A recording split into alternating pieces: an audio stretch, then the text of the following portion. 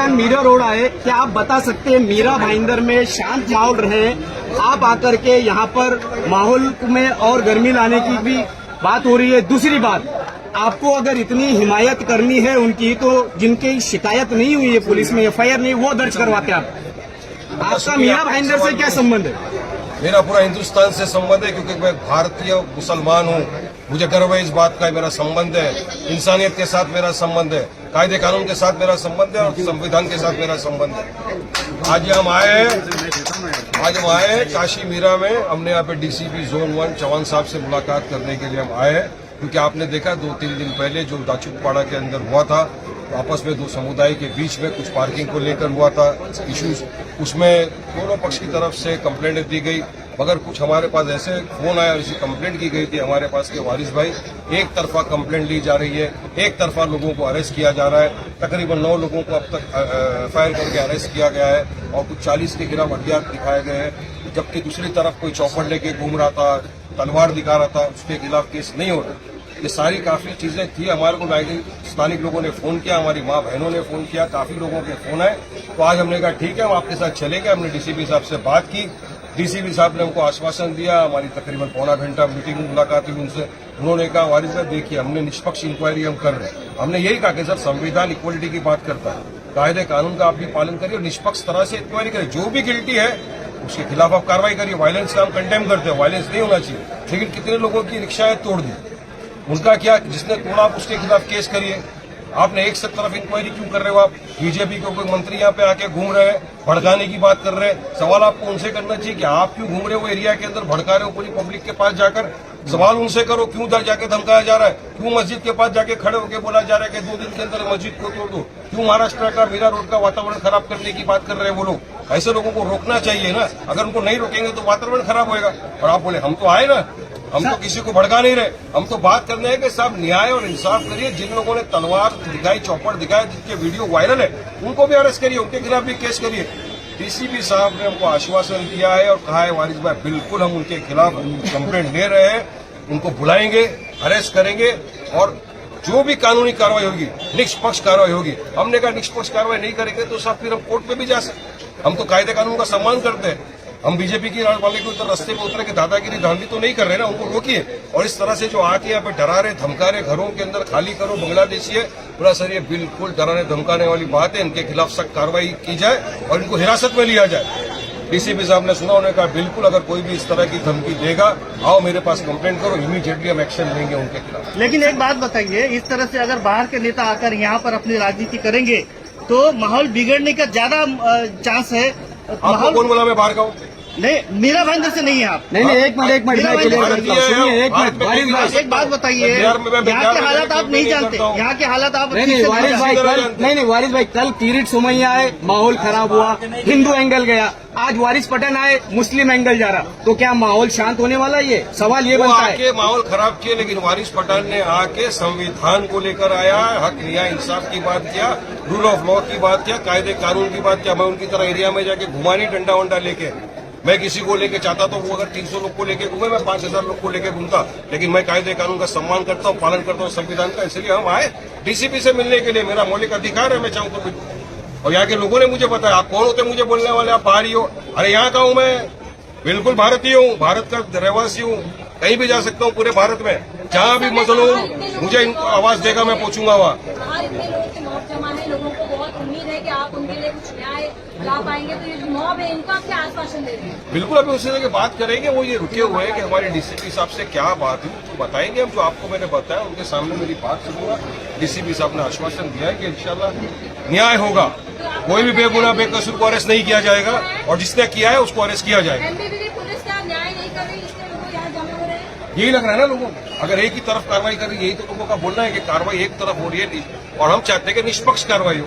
हमारा ये बोलना है कि आप कार्रवाई दोनों पक्ष की खिलाफ बराबर करो, एक ही को आप टारगेट मत करो, दोनों की तरफ करो। उन्होंने कहा ठीक है, बिल्कुल हम कंप्लेंट लेंगे और एफआईआर दर्ज करेंगे। और जो भी इन्वॉल्व था, हमने वीडियो दिखाए जिसमें चौपड़ लेके घूम रहा है, 1-2 नाम बताया जिनका नाम लोगों ने बताया वहां पे, उनके खिलाफ भी कार्रवाई होगी।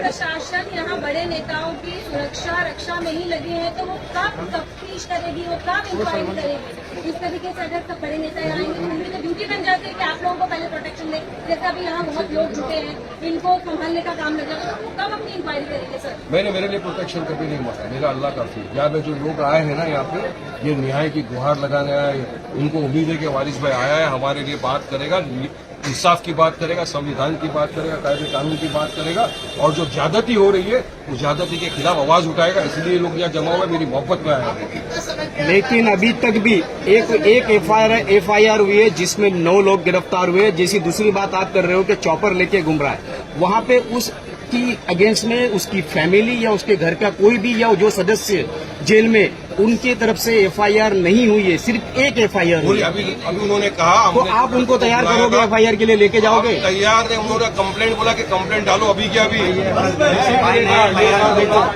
इन्होंने एफआईआर करने की बात, ये एफआईआर करेंगे और डीसीपी इंक्वायरी करके अरेस्ट करेंगे। लगभग 31 रिक्शा तोड़ी गई है पुलिस के रिकॉर्ड के हिसाब से।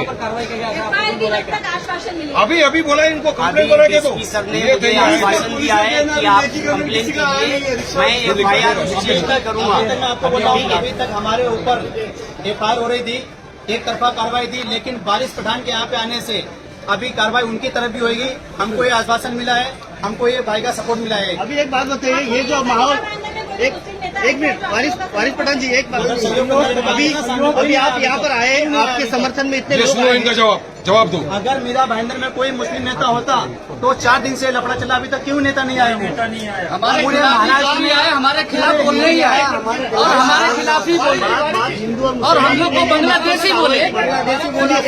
मतलब जितने बड़े नेता आए यहाँ पर सब अरे एक बोलो, एक मुस्लिम नेता भी हम आपसे सवाल यही करें कि यहाँ पे जो नेता आ रहे हैं वो हिंदू नेता आ रहे हैं, मुस्लिम नेता आ रहे हैं, क्या यही हो रहा है? आप मुस्लिम नेता है इस वक्त यहाँ पे? मैं आपको संविधान की बात कर रहा हूँ, सेक्युलरिज्म की बात कर रहा हूँ, कायदे कानून की बात कर रहा हूँ, की बात कर रहा हूँ।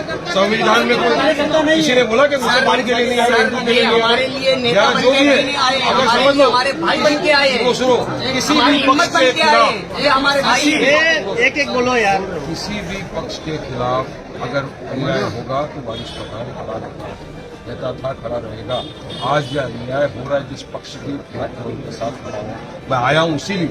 ये पक्ष के लिए आप क्यों ऐसा कर रहे हो? एक ही तरफा इंक्वायरी आप क्यों कर रहे तो आपने लव जिहाद के एंगल को क्या रोक देगा? आप जो लव जिहाद का एंगल दिया जाएगा, लव जिहाद मैडम बोगस है, वैसा कोई है ही नहीं। इनके बीजेपी के मंत्री ने पार्लियामेंट में खड़े रह के बोला है कि लव जिहाद नाम का कोई है ही नहीं।